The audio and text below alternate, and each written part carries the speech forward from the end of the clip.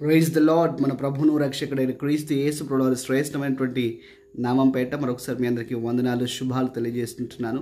నేటి దినం గలతీయులకు రాసిన పత్రిక 6వ అధ్యాయం 7వ వచనాన్ని చూసినట్టయితే, మనుషుడు దేని విత్తునో దానినే కోయునని వాక్యం సెలవిస్తుంది.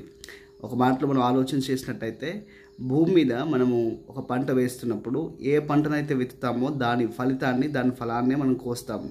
అయితే బైబిల్లోంచి ఈ మాటకు ఒక ఉదాహరణ చూసినట్టయితే, మనము గెహాజీ అనేటువంటి వ్యక్తిని గురించి ఆలోచన చేసినప్పుడు, ప్రవక్త దగ్గర తాను చక్కగా పని చేసుకుంటున్నాడు, చాలా చక్కగా తన జీవనం సాగుతుంది. దట్స్ ఆల్ రైట్, అక్కడ దాకా బాగానే ఉంది. కానీ ఎప్పుడైతే తాను ధనమును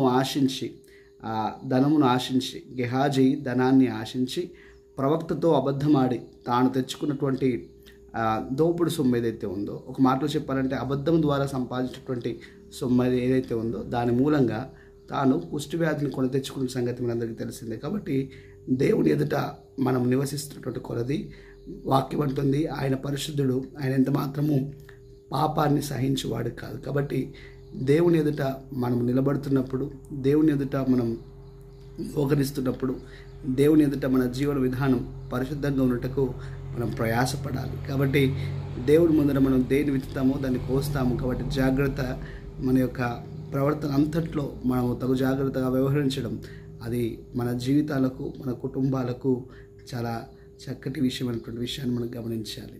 కాబట్టి ఉదయకాల సమయం ఈ మాట వింటుండగా కేవలం దేవుని ఎదుటని కాదు, మనుషులతో కూడా మనం ఏది విత్తుతామో మనుషుల దగ్గర కూడా దాన్ని కోస్తాం. అందుకే సామెతలో కూడా ఉంది కదా.